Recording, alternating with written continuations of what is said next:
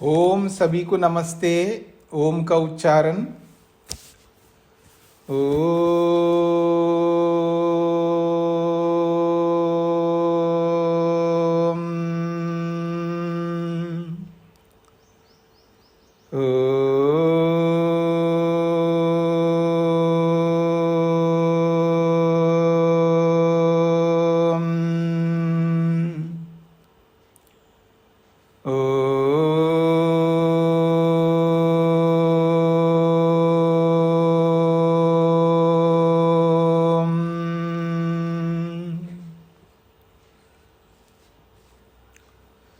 न्याय दर्शन की 256वीं कक्षा है।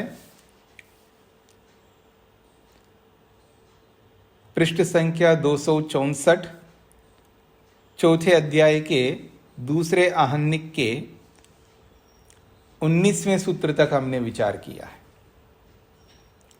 प्रसंग है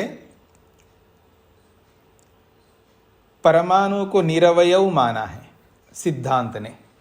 प्रश्नकर्ता उस पर प्रश्न प्रस्तुत कर रहा है।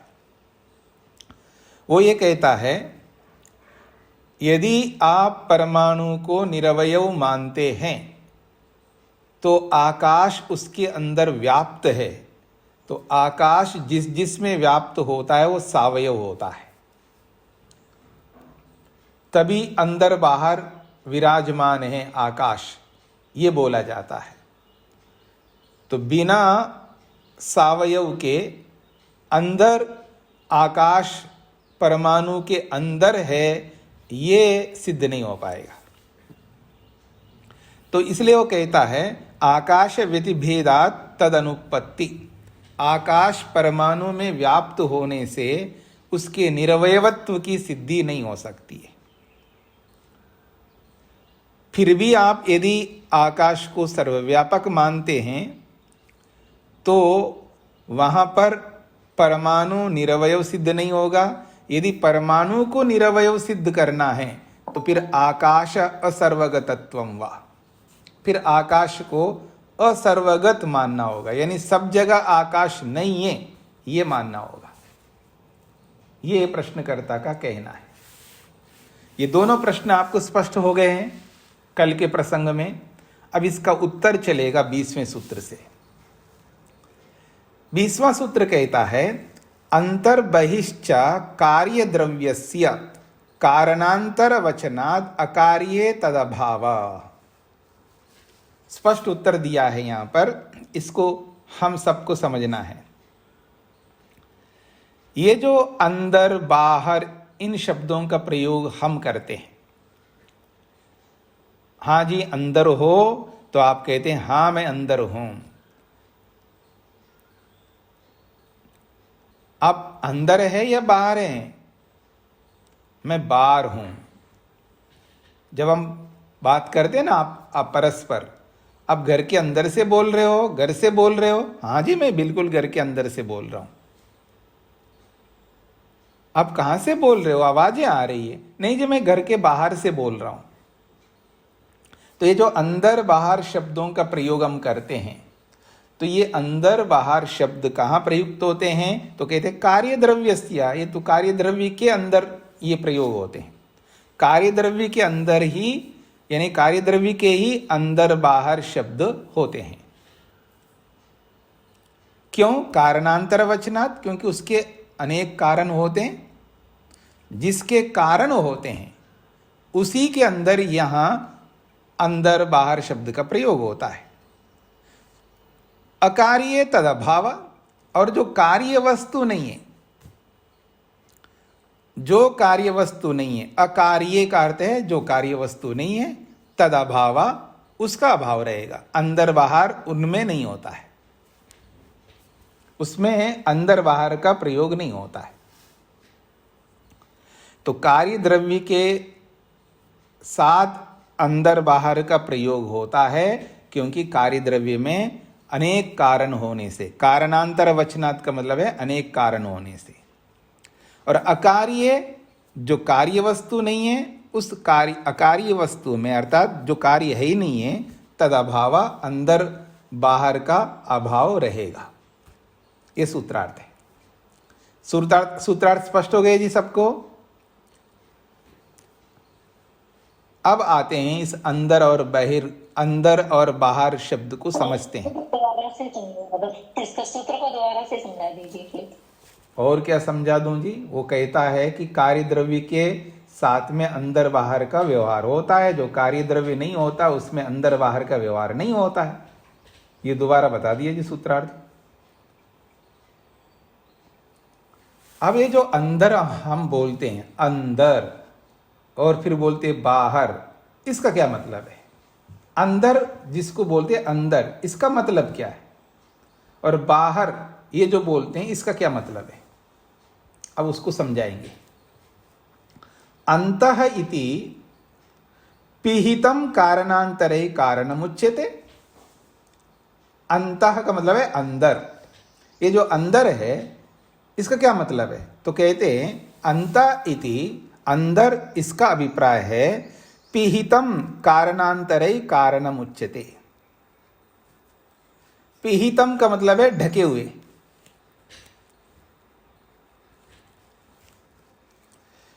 पिहितम का अर्थ है ढके हुए। कारणांतरे अलग कारणों से ढका हुआ है। और ढका हुआ कौन है? कारणम, वो भी कारण है। आप मेरी ओर देखिएगा, ऐसा नहीं समझ में आएगा। कोई भी वस्तु आप ले लीजिएगा, मान लीजिएगा आप ब्रेड समझते हैं, ब्रेड, डबल रोटी, जो भी आप बोलते होंगे। ये जो ब्रेड है, ब्रेड के अंदर आप पानी डालिएगा, जाता नहीं जाता है? जाता है। तो इसको अंदर जो बोला है, इस अंदर का मतलब ये है कि उस ब्रेड में अनेक अवयव है। समझ में आ गया? तो जो बाहर के अवयव अंदर के अवयवों को ढके हुए हैं, इसलिए अंदर वाले अवयव जो है वो अंत शब्द का प्रयोग हो रहा है। बाहर यानी कुछ अवयव जो ढक रहे हैं किन्हीं और अवयवों को, उनको अंदर कहते हैं। यानी कुछ अवयवों को ढक रहे हैं। ये स्पष्ट हो रहा है आप लोगों को?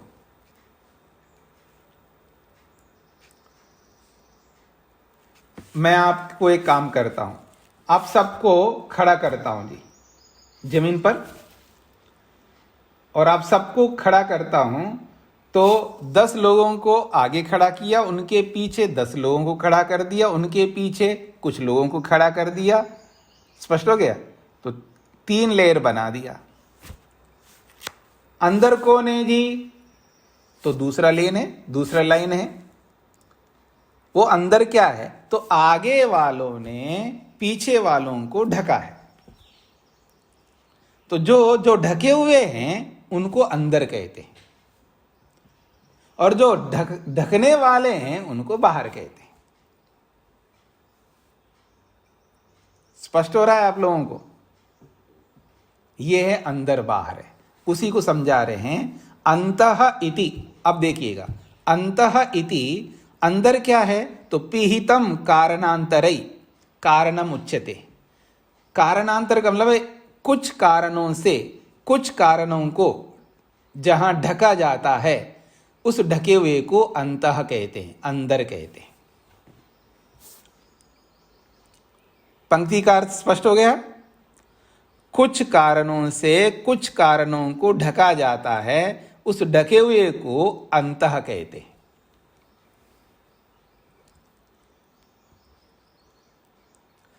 बहि इति, बाहर किसको कहते हैं? तो कह रहे हैं बाहर उसको कहते हैं व्यवधायकम अव्यवहितम कारणम एवं उच्यते।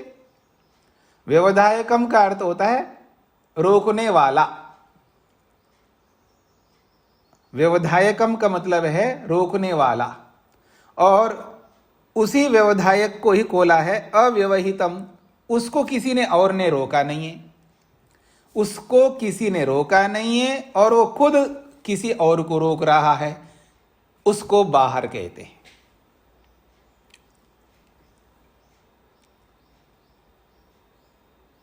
स्पष्ट हो गया?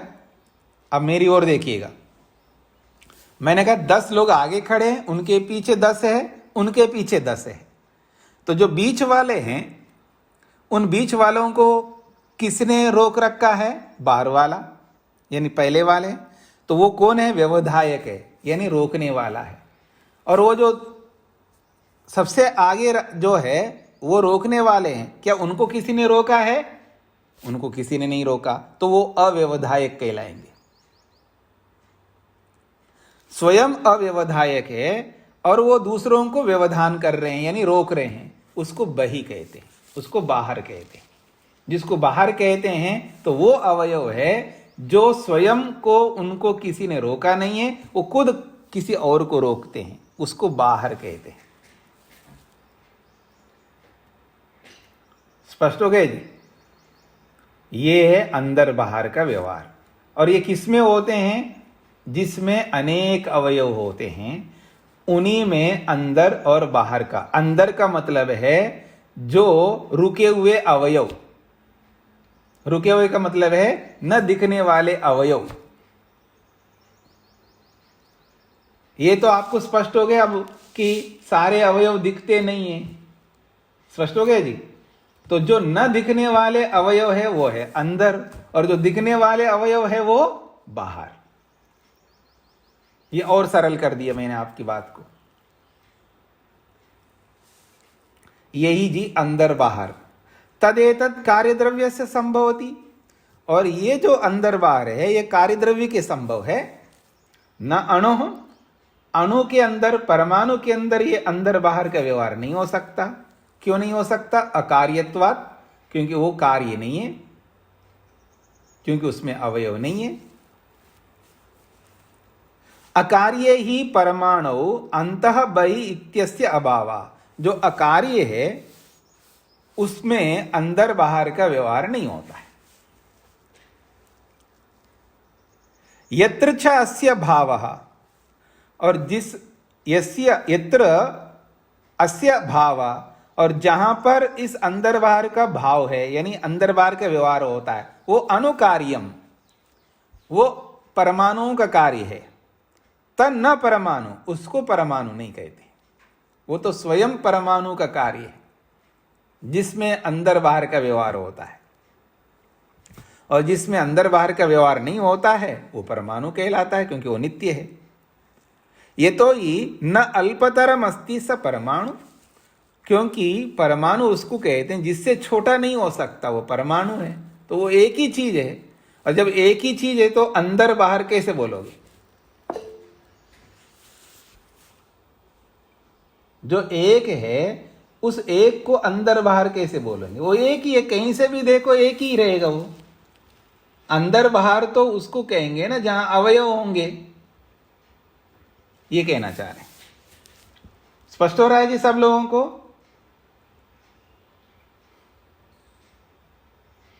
अभी भी कुछ कसर लग रहा है आप लोगों को, अभी स्पष्ट नहीं हो। अब मेरी ओर देखिए, आपकी सारी समस्या है क्योंकि दूसरी बातें दिमाग में रखते हो और इसको सुन रहे होते हैं, इसलिए समझ में नहीं आता है। जो बताई जा रही है उसको आप उसमें दिमाग नहीं रखते हैं, उसके साथ में दूसरों को जोड़ते हैं आप लोग।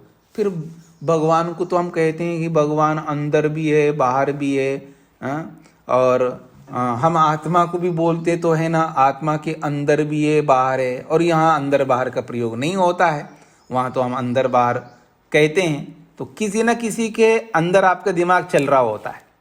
इसको समझते हुए, इसको पूरा नहीं समझ रहे हैं, दिमाग इसमें लगाते नहीं है पूरा, और इसके साथ में दूसरों को जोड़ते हैं, दूसरों को समझने लगते हैं इसके साथ साथ, इसलिए समझ में नहीं आती बात।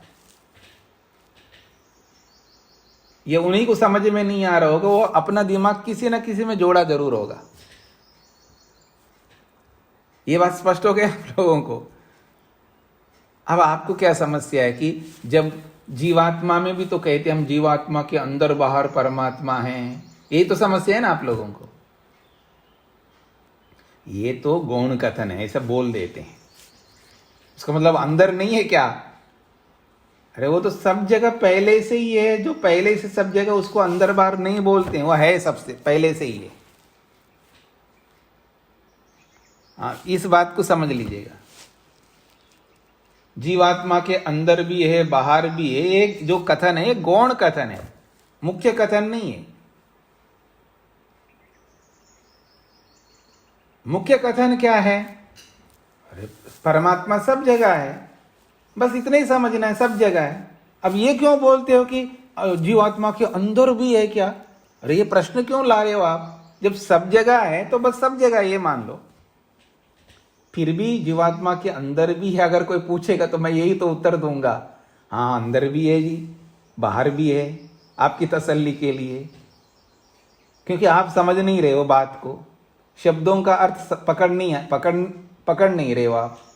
इसलिए आपको समझाने के लिए मोटे रूप से अंदर बाहर आत्मा के साथ बोल देते हैं, क्योंकि आत्मा के साथ तो अंदर बाहर का प्रयोग हो नहीं सकता। फिर भी बोला जा रहा है, यह गौण कथन है। जो भगवान सब जगह विराजमान पहले से है, अब ये प्रश्न क्यों ला रहे हो कि इसके अंदर भी है क्या? ये तब प्रश्न आएगा ना जब परमात्मा सब जगह ना हो।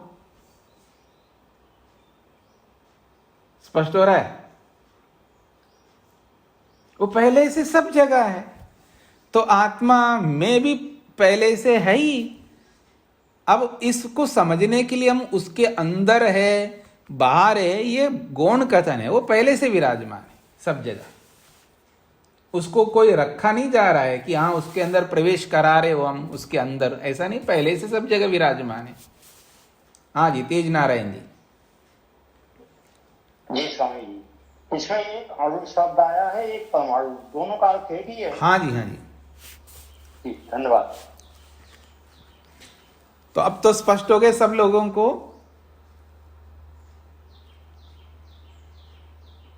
हाँ जी, सब क्लियर है? आगे बढ़ें। हाँ जी, पूछिए स्वामी जी, क्या पूछना है? तो ये अणु परमाणु दोनों एक कैसे हो गए? इसमें अणु कार्य बताया जा रहा है, परमाणु को अकार्य बताया जा रहा है। कहां बताया अणु को कार्य? इसलिए यत्र च अस्य भावो अणुकार्यम।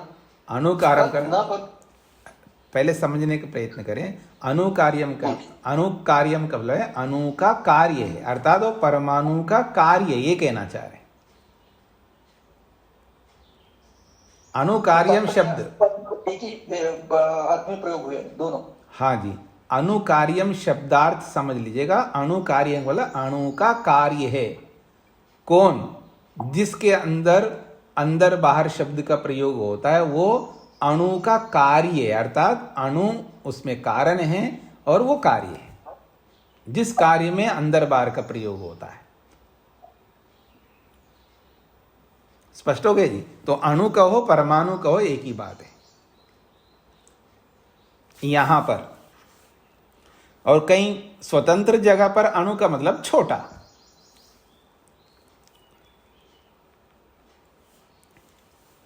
अब आगे बढ़ते हैं। शब्द संयोग विभवाच्च सर्वगतम। सर्वगत है, आकाश सब जगह है, ये कैसे पता चलेगा? तो कह रहे शब्द संयोग विभवाश्च सर्वगतम।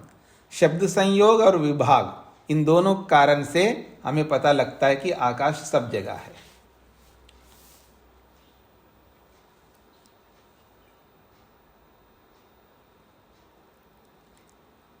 ठीक है जी।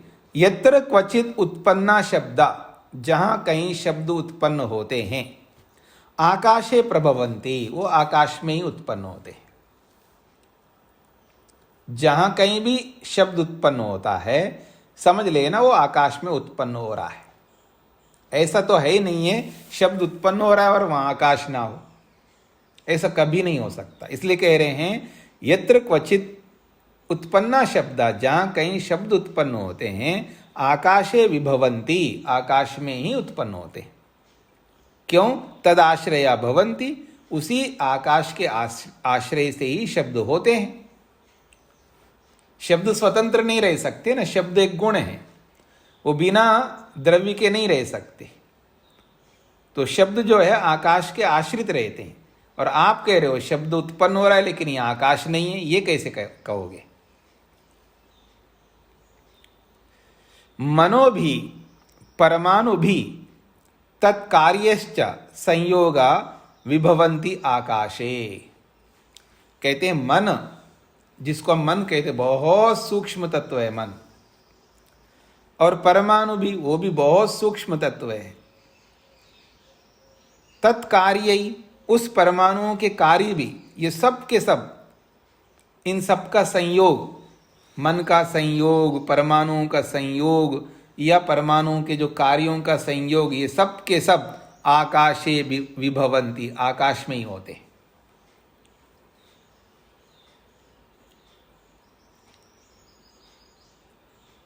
मन कितना सूक्ष्म है जी? बहुत सूक्ष्म है ना। और मन भी संयुक्त होता है बुद्धि के साथ में, जिसको महतत्व कहते हैं। मन संयुक्त होता है अहंकार के साथ, मन संयुक्त होता है आत्मा के साथ। ये बातें स्पष्ट हो रही हैं आप लोगों को?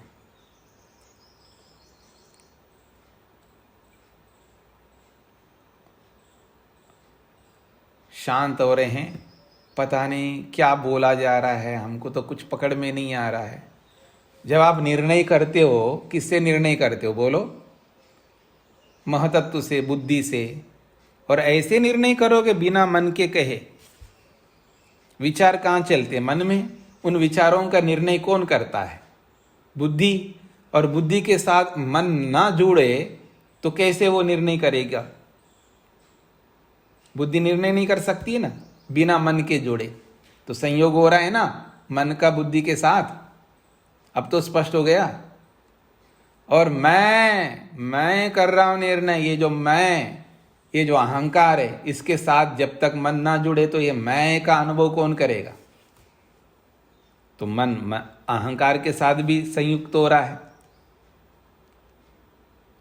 और जीवात्मा के साथ भी संयुक्त होता है।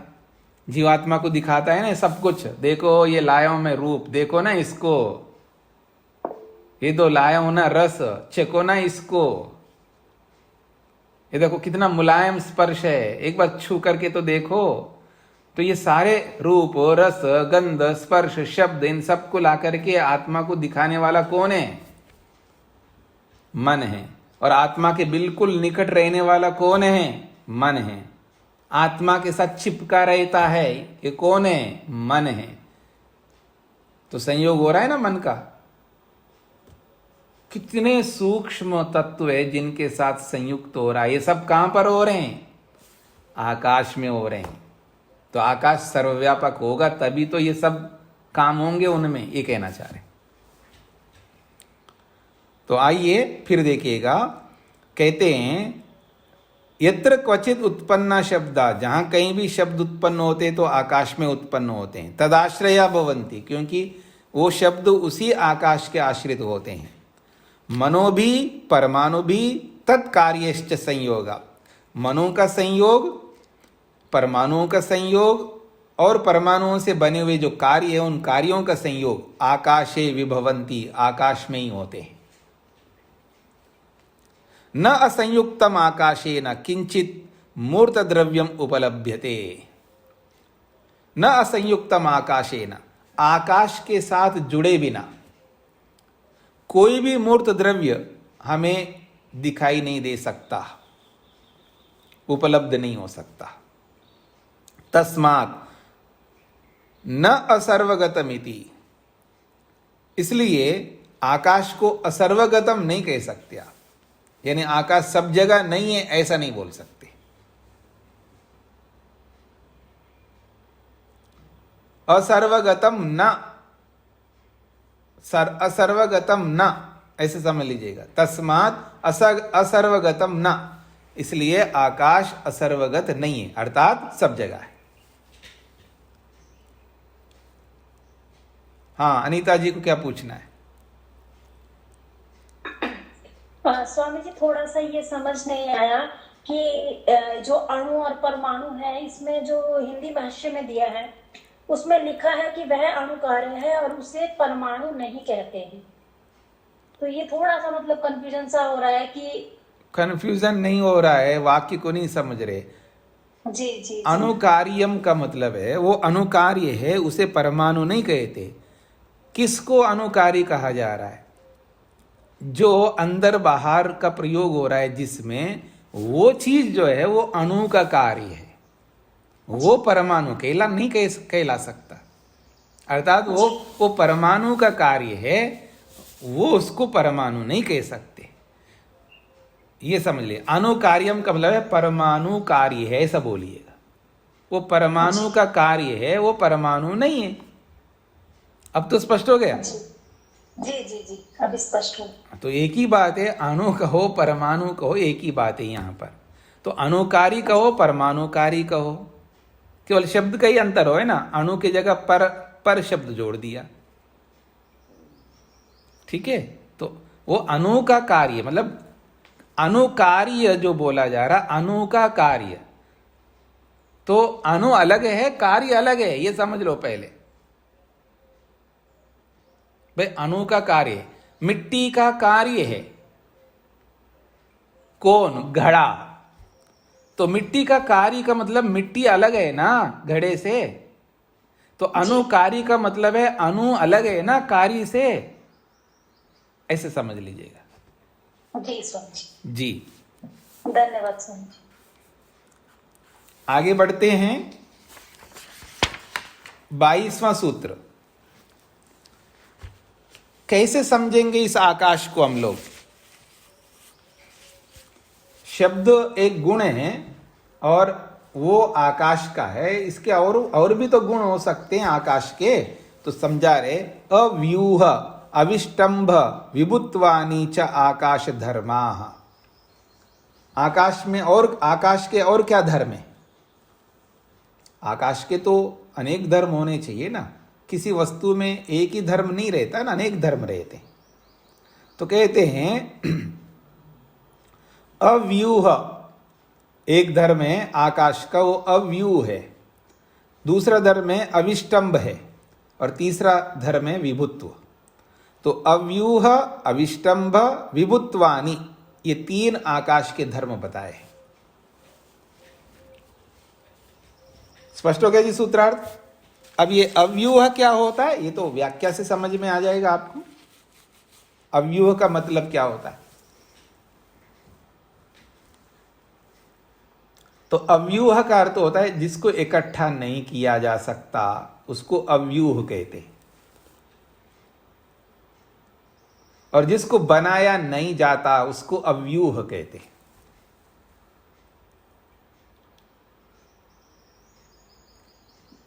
दुनिया में 2 प्रकार की चीजें, एक व्यूह एक अव्यूह। व्यूह का मतलब जो बना हुआ या जिसको इकट्ठा किया जाता है उसको व्यूह कहते हैं। और आकाश को इकट्ठा नहीं कर सकते।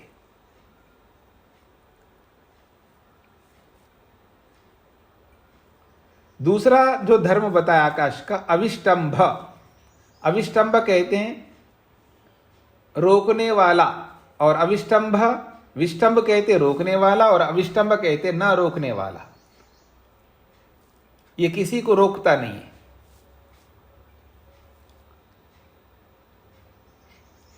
हाँ जी, दीवार रोकता है नहीं रोकता? मैं रोकता हूं नहीं रोकता हूं? कौन नहीं रोकता? सभी रोकते हैं जी। बस केवल एक आकाश ही है जो रोकता नहीं किसी को। जाओ जी लो जिंदगी। क्यों जी? आकाश ये कहता है जाओ जी लो जिंदगी, आप अपनी मर्जी से चलो, मैं कौन होता हूं रोकने वाला? तो ये ऐसा आकाश होता है, उसको कहते हैं अविष्टंभ, ना रोकने वाला। और विभुत्व तो आप समझते हैं, सब जगह रहना, ये आकाश का धर्म है। तो ये 3 प्रकार के धर्म है आकाश के। अब अव्यूह क्या होता है उसको समझाया जा रहा है। संसर्पता प्रतिघातिना द्रव्येन न व्यूह्यते। संसर्पता का मतलब है क्रियाशील, सरकने वाला। द्रव्य का विशेषण है ये। कैसा द्रव्य है? संसर्पता, जो सरकने वाला है यानी क्रियाशील है, गति करने वाला, गतिशील को संसर्पता कहेंगे। संसर्पता ये तृतीय विभक्ति में है जी। और प्रतिघाती ना का मतलब है रोकने वाला, गति करने वाला, रोकने वाला। गति करने वाले, रोकने वाले द्रव्य से आकाश न व्यूह्यते, इकट्ठा नहीं किया जाता है।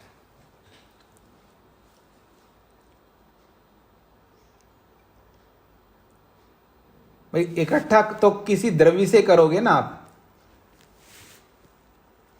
जैसे फर्श पर चावल बिखरे पड़े हैं या नोटे भी बिखरे पड़े हैं, उन सबको इकट्ठा करना है तो क्या करोगे? कैसे इकट्ठा करोगे बताइए, कोई भी बताए कैसे इकट्ठा करोगे? जिससे भी इकट्ठा करोगे, पैसे इकट्ठा करना है तो ऐसे से करोगे ना। और ये क्या है? ये संसर्पण द्रव्य है। संसर्पण समझ में आ रहा है? इसमें गति होती है, ये गतिमान द्रव्य है। और दूसरा क्या है? ये रोकने वाला द्रव्य है, ये रोकता भी है। तो रोकने वाला द्रव्य, प्रतिघाती का मतलब है रोकने वाला, और संसर्पत का मतलब है गतिशील। तो गतिशील द्रव्य होगा और रोकने वाला द्रव्य होगा। तो गतिशील रोकने वाले द्रव्य से आकाश को इकट्ठा नहीं किया जा सकता।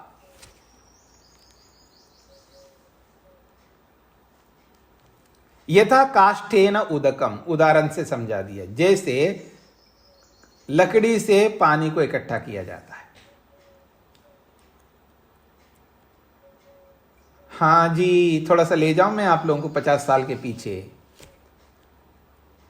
कपड़े धो रहे हैं वॉशरूम में बैठ करके। पहले ऐसे ही होता था, आज तो वॉशिंग मशीनों में धोते आप। पहले क्या होता था? वॉशरूम में बैठ करके कपड़े धो रहे हैं और पानी जाता नहीं है, तो आप क्या करते हो?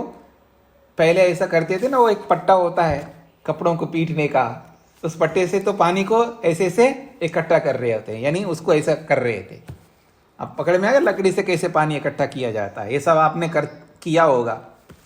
अब मैं जो बड़े बड़े नगरों में या सामर्थ्यवान लोग होंगे आप में से, उनको तो कह नहीं सकता जी, पर ये सामर्थ्य तो बाद में ही आया होगा। पहले आप भी कहीं ना कहीं तो कुछ रहे होंगे इस जगह पर, ऐसी जगह पर। नहीं स्वयं किया हो तो किसी और को जरूर देखा होगा करते हुए। स्पष्ट हो गए जी? तो कहते जैसे लकड़ी के पट्टे से पानी को इकट्ठा किया जाता है, वैसे आकाश को इकट्ठा नहीं किया जा सकता। वो अव्यू है, उसको इकट्ठा नहीं किया जा सकता। ये धर्म आकाश में है। कस्मात, क्यों उसको इकट्ठा नहीं किया जा सकता? तो कहते हैं निरवयवत्वात्, वो निरवयव है।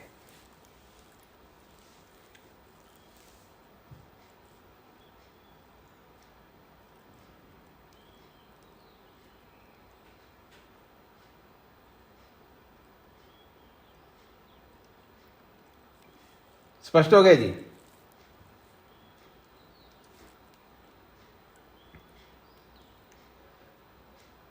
सर्पच्च प्रतिघाती न विष्टभनाति। अब दूसरी बात बताई जा रही है।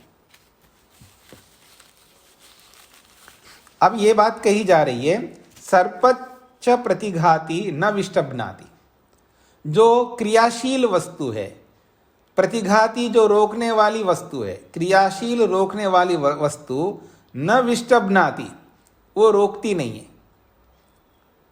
किसको? आकाश को। अथवा सरकने वाली, स्वयं रोकने वाली वस्तु को आकाश नहीं रोकता। ऐसा समझ लीजिएगा, न विष्टभनाति आकाशः, आकाश रोकता नहीं है किसी को। किसको? जो गमनशील, स्वयं रोकने वाली वस्तु कोई। भाई आप तो रोकने वाली वस्तु हो ना, आप तो किसी को भी रोक सकते हो। किसी को मतलब है रुकने वाली वस्तु को। तो आप रोकने वाली वस्तु भी हो और गतिशील भी हो। ऐसे आपको आकाश रोकता नहीं है, ये बोला गया है। ठीक है जी। कहते हैं न अस्य क्रिया हेतुम गुणम प्रतिबध्नाति। अस्य आकाशस्य धर्म, आकाश के धर्म ये है, क्रिया हेतुम, जो क्रिया का कारण बनता है द्रव्य, उस क्रिया हेतु रूपी जो द्रव्य है उसको या किसी गुण को न प्रतिबध्नाति, ये रोकता नहीं आकाश।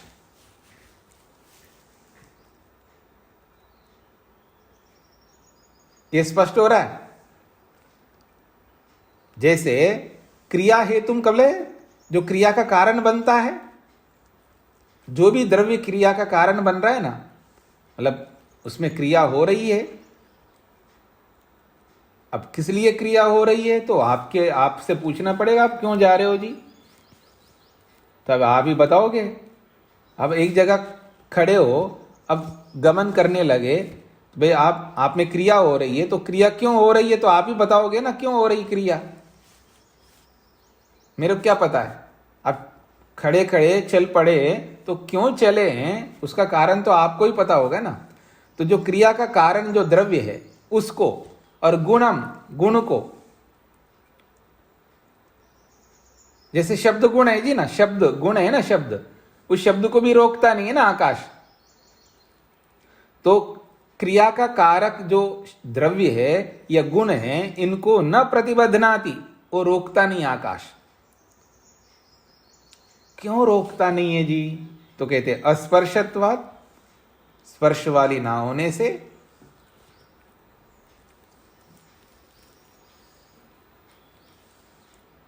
ठीक है जी। विपर्ययी विष्टंभो दृष्टा इति, और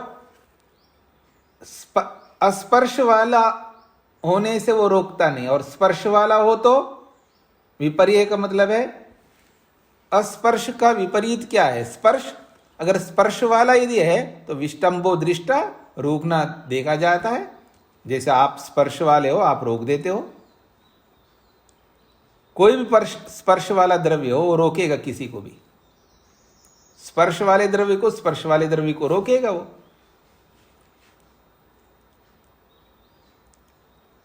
कहते हैं स भवान, आपसे हम पूछना चाहते हैं, स भवान वह आप, सावयवे स्पर्शवती द्रव्ये दृष्टम धर्मम विपरीते न आशंकुतुम अर्हति। कहते हैं वो सावयव जो स्पर्श वाला द्रव्य है, अवयवों वाला स्पर्श वाला जो द्रव्य है, उसमें देखा हुआ जो धर्म है, जो सावयव द्रव्य है, स्पर्श वाला द्रव्य है, उसमें जो ये रोकने का धर्म आप देखते हो, उसको विपरीते, अर्थात उससे अलग ये जो आकाश में न शंकुतुम अर्हति, उसमें यहां शंका नहीं कर सकते कि ये भी रोकता होगा। स्पष्ट हो गए जी। जो रोकने वाला द्रव्य है, स्पर्श वाला द्रव्य है, उसमें जो रोकने का धर्म आप देखते हो, उसमें देख करके उसके विपरीत आकाश में आप शंका नहीं कर सकते हो कि ये भी रोकता होगा, क्योंकि इसमें तो स्पर्श है ही नहीं है, तो कैसे रोकेगा।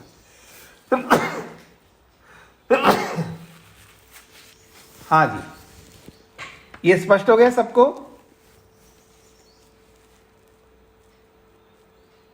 यहां तक हम पहुंच गए जी। इसके आगे बढ़ते हैं। अनु अवयवस्य अनुतरत्व प्रसंगात अनुकार्य प्रतिषेध। एक और बात कही जा रही है, अनु अवयवस्य, ये जो अणु का अवयव है, अगर अणु का अवयव मानोगे, यानी परमाणु का भी अवयव मानोगे, तो अणु अवयवस्य अनुतरत्व प्रसंगात, फिर उसका भी अवयव मानना पड़ेगा, फिर उसका भी अवयव मानना पड़ेगा। तो जब ऐसा होगा, अनुकार्य प्रतिषेधा, अणु का कार्य होना निषेध किया गया। अणु कभी कार्य नहीं होता, वो अकार्य है। नहीं तो अगर उसको भी कार्य मानोगे तो ये प्रसंग रुकेगा नहीं, उसका कार्य, उसका कार्य, उसका कार्य, उसका कार्य, ये चलता जाएगा। फिर ऐसे चलते चलते और शून्यत्व में पहुंच जाओगे फिर आप, जो पीछे बात कही गई। इसी बात को खोल के समझा रहे हैं। सावयवत्वे च अणु अनु अवयवो अनुतर इति प्रसज्यते। यदि परमाणु को सावयव मानने लगो तो अणु अवयवो अनुतर इति प्रसज्यते। उस अणु का भी अणु, फिर उस अणु का भी अणु, यानी उसका भी अवयव, उसका भी अवयव, ऐसा प्रसंग आएगा। स्पष्ट हो रहा है? कस्मात, क्यों ऐसा आएगा? कार्य कारण द्रव्यो परिमाण भेद दर्शनात्। कार्य और कारण द्रव्यों में परिमाण का भेद देखा जाता है। जिसका परिमाण जो है बड़ा होता है, तो उसके टुकड़े होते हैं। जब उसको आप कार्य बोला है तो कार्य जो है बड़ा होता है और कारण छोटा होता है, अणु होता है। ठीक है जी। तो उस कार्य कारण में परिमाण का भेद होता है। तस्मात् अणु अवयवस्य अनुतरत्वम, उस अणु का भी अणु होगा फिर, क्योंकि वो तो कार्य हो गया, तो उसका भी एक अवयव रहेगा, तो उस कार्य से वो अवयव और छोटा होगा, और फिर उसका भी अवयव आएगा, फिर उसका भी अवयव आएगा। ऐसा करते जाओगे तो यही प्रसंग रहेगा। यस्तु सावयव अनुकार्यम तदिति। जो जिसके मत में यह सावयव अनुकार्यम, जो सावयव यानी अणुओं का कार्य है, उसका काम है, वो कार्य द्रव्य होता है, उसका अवयव होता है, कार्य द्रव्य का अवयव होता है। लेकिन जो कार्य द्रव्य का कारण है, अणु है, परमाणु है, वो तो निरवय होगा। स्पष्ट हो रहा है जी? दोनों में अंतर समझ में आ रहा है आप लोगों को? जिसका आप अवयव मानोगे वो कार्यद्रव्य तो होगा ना। जिसके अवयव मान रहे हो तो कार्यद्रव्य होगा, और कार्यद्रव्य नहीं हो तो उसके अवयव कैसे आएंगे? और कार्यद्रव्य होगा तो कार्यद्रव्य हमेशा उसका परिमाण अलग होगा और कारणों का परिमाण अलग होगा, ये कह रहे हैं। इसलिए जिसको आप कार्यद्रव्य मानोगे तो उसका परिमाण बड़ा होगा और कारण द्रव्य का परिमाण छोटा होगा, ये कहना चाहते हैं। तस्माद् अनुकार्यमिदं प्रतिषिध्यते। इस परमाणु को अनुकारी यानी अनुकार्य नहीं कह सकते उसको, अर्थात उसको कार्य पदार्थ नहीं कह सकते। परमाणु को अनुकार्य नहीं मान सकते, अर्थात उसको परमाणु नहीं, उसको कार्य द्रव्य नहीं मान सकते, ये इसका अभिप्राय है। हाँ जी ऋचा जी। ऐसे कारण द्रव्य का परिमाण बड़ा होगा ना, कार्य द्रव्य का छोटा होगा परिमाण। ये तो आप वापस वहीं पहुंचा रहे हो आप हमको मूल स्थान पर। कारण हमेशा कारण का परिमाण छोटा होता है, कार्य का परिमाण बड़ा होता है। तंतु का परिमाण बड़ा है या कपड़े का परिमाण बड़ा है, आप बताइए। अब स्पष्ट हो गया? जी जी समझ आया। जी जी।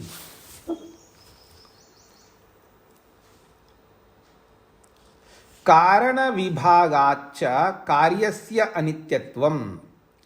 कारणों का विभाग होने से कार्य का अनित्यत्व सिद्ध होता है। कारणों को अलग करते ही कार्य अनित्य है, ये बात सिद्ध होती है। न आकाश व्यतिभेदात्, आकाश के व्यापक होने से वो कार्य है ऐसा नहीं समझना है। यानी आकाश के व्यापक होने से उसको कार्य बोलो, ये कारण नहीं है यहां पर। हाँ जी, इस बात को समझने का प्रयत्न करा। परमाणु में आकाश व्यापक है तो परमाणु में भी आकाश होने से वो कार्य है, ऐसा कोई साधन नहीं है। आकाश तो व्यापक ही रहेगा, आकाश के व्यापक के कारण से वो कार्य है ऐसा सिद्ध नहीं होगा। किसी के कार्य सिद्ध होने के पीछे कारण है, उसके अवयवों को विभाग कर दो तो वो कार्य बनेगा। कार्य उसी को कहेंगे ना जिसको हम विभाग कर सकते हैं। तो विभाग जो है उसके कार्य होने का पैमाना है। उसका पैमाना ये नहीं कि आकाश उसके अंदर इसलिए वो कार्य है, ये पैमाना नहीं है, ये कहना चाह रहे हैं। स्पष्ट हो गया? फिर देखिएगा, कारण विभागात कार्यस्य अनित्यत्वम, कारणों के अलग होने से कार्य को अनित्य के रूप में जाना जाता है, आकाश के व्यापक होने से नहीं। स्पष्ट हो गया अब सब लोगों को ये बात? लोष्टस्य अवयव विभागात अनित्यत्वम, किसी ढेले के अवयवों को अलग कर दो तो पता लगता है ये अनित्य है। न आकाश समवेशात, इसमें आकाश है इसलिए वो अनित्य है, ये कारण नहीं। हाँ जी मधु जी, क्या स्पष्ट हुआ है नहीं हुआ? हो गया जी।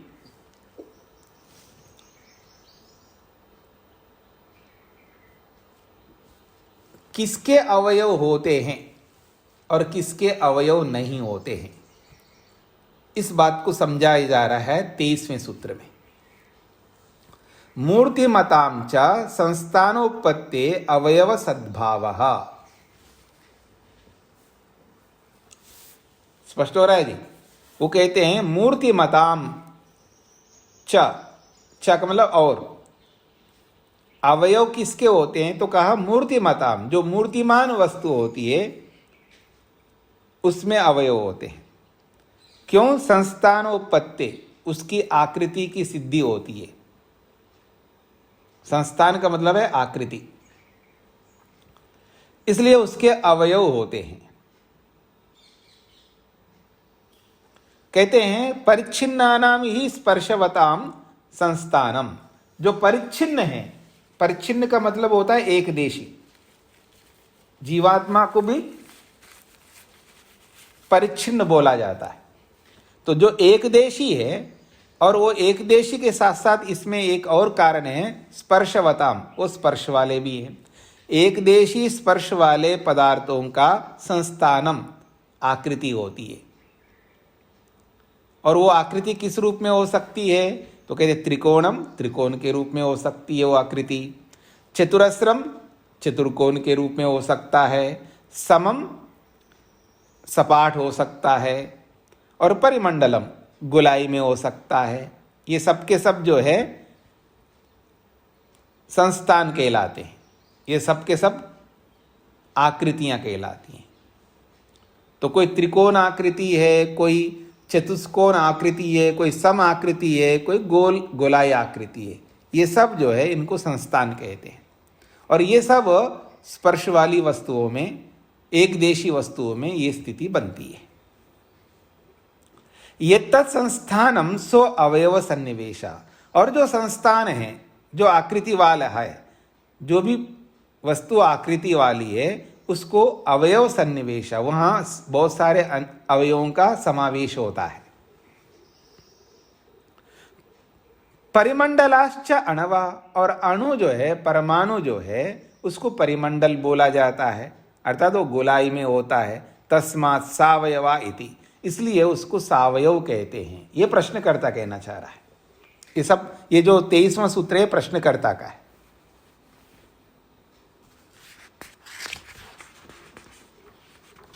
स्पष्ट हो रहा है जी?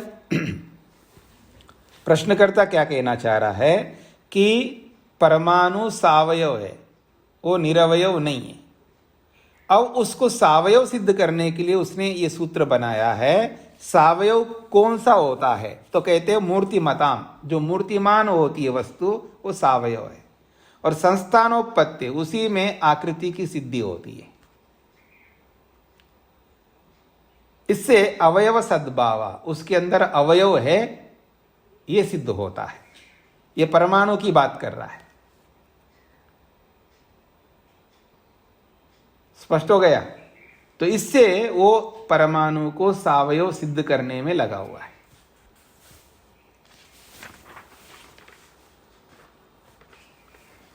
तो आज इतना ही रखते हैं जी। इसका उत्तर हम आगे कल पढ़ेंगे, क्योंकि इसके आगे भी एक और प्रश्न प्रस्तुत कर रहा है, फिर उसके बाद में उत्तर शुरू हो रहा है। इसके बाद में उत्तर शुरू हो रहा है, तो इसलिए दो और एक सूत्र और है, उसके बाद उसका उत्तर देंगे। तो कल प्रश्न और उत्तर को दोनों को समझने का प्रयत्न करेंगे। ओम शांति शांति शांति।